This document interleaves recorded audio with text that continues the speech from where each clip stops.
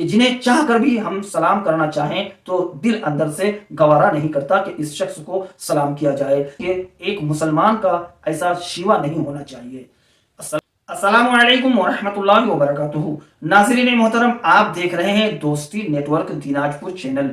آج کے اس ویڈیو میں ہم سلام کے تعلق سے کچھ باتیں سماعت کریں گے. سلام کس طریقے سے کرنا چاہیے، سلام کے جواب دینے کا طریقہ کیا ہے، اور آقا کریم صلی اللہ علیہ وسلم کا اس ضمن میں کیا کیا فرامین ہیں. آئیے ان تمام باتوں کو سماعت کرتے ہیں. اس ویڈیو میں اپنی ٹاپک کا آغاز کرتے ہیں. رسول اللہ صلی اللہ تعالی علیہ وسلم نے ارشاد فرمایا، ایک مومن کا دوسرے مومن کے اوپر 6 حق ہیں.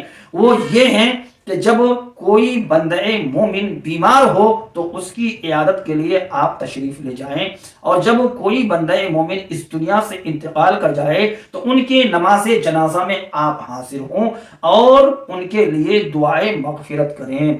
اور جب کوئی بندہ مومن آپ کو طلب کرے، بلائے کسی ضرورت کے تحت، تو آپ ان کے پاس حاضر ہوں. اور جب آپ کی ملاقات کسی مومن بھائی سے ہو تو کلام سے پہلے سلام کریں.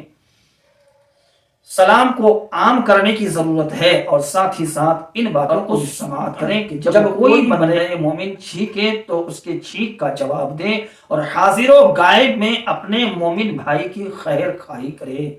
حضرات گرامی، رسول مقبول صلی اللہ علیہ وسلم نے ارشاد فرمایا، لوگو جب تم بچوں کے پاس سے گزرو تو بچوں کو سلام کر لیا کرو. یہ تربیت کے لیے حضور کا فرمان ہے، اس لیے کہ بچوں کا ذہن و دماغ کوڑا کاغذ ہے. بچے وہی سیکھتے ہیں جو اپنے بڑوں کو کرتے ہوئے دیکھتے ہیں. لہٰذا ہم ان باتوں کو اپنی زندگی میں شامل کر لیں تاکہ ہمارا گھر کا ماحول اسلامی ماحول ہو، اسلامی کلچر میں ڈھلا ہوا ہو. آقا کریم صلی اللہ علیہ وسلم کا اس ضمن میں ایک فرمان ملتا ہے. حضور فرماتے ہیں، لوگوں تم راستوں میں مت بیٹھو. آقا کریم صلی اللہ علیہ وسلم سے لوگوں نے برجستہ دریافت فرمایا، یا رسول اللہ، ہمیں راستوں میں بیٹھنے کے علاوہ چارہ نہیں. تو سرکار نے ارشاد فرمایا، جب تم نہیں مانتے ہو تو پھر راستے کا حق ادا کرو. حضور نے ارشاد فرمایا صلی اللہ تعالی علیہ وسلم، راستے کا حق یہ ہے کہ کسی بھٹکے ہوئے مسافر کو اس کی منزل کا پتہ دینا، اور جب کوئی مومن مسلمان یہاں سے گزرے تو اسے سلام کرو، اور راستے سے اذیت دہ چیز کو ہٹا دو. یہ ایمان کا بھی ایک حصہ ہے.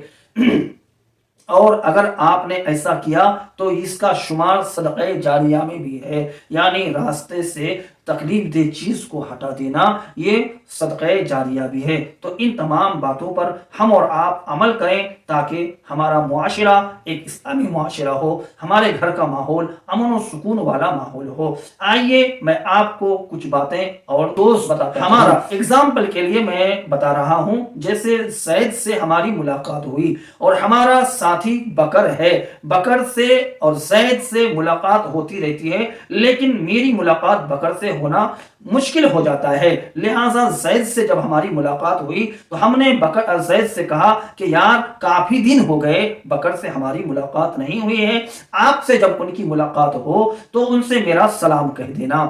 اب جب زید نے اپنے اس ذمے میں میرا سلام لے لیا تو ان پر واجب ہے کہ میرا سلام بکر تک پہنچا دے، اور جب بکر تک میرا سلام پہنچے گا تو وہ اس سلام کا جواب کس طریقے سے ادا کریں گے. بکر اب اس سلام کا جواب یوں دے گا، وعلیکم السلام ورحمۃ اللہ وبرکاتہ. حضرات آئیے کچھ اور باتوں کو مزید سماعت کرتے ہیں. وہ باتیں یہ ہیں کہ سماج میں کچھ ایسے لوگ رہتے ہیں کہ جنہیں چاہ کر بھی ہم سلام کرنا چاہیں تو دل اندر سے گوارا نہیں کرتا کہ اس شخص کو سلام کیا جائے، صرف اور صرف گندی عادات کی بنا پر. وہ گندی عادتیں کیا ہیں؟ ایک دوسرے کی برائی کرنا، ایک دوسرے کی چغلی کرنا، ایک دوسرے کے پیٹھ پیچھے غیبت کرنا. حضرات گرامی، ایسا نہ کریں. میں اپنی ذات سے اگر کسی کو فائدہ نہ پہنچا سکوں تو پھر کوئی بات نہیں، اس لیے کہ میری حیثیت، میری استطاعت نہیں ہے کسی کو فائدہ پہنچانے کی. لیکن میری حیثیت میں، میری استطاعت میں یہ چیز ہے کہ میں اپنی ذات سے کسی کو تکلیف بھی نہ دوں.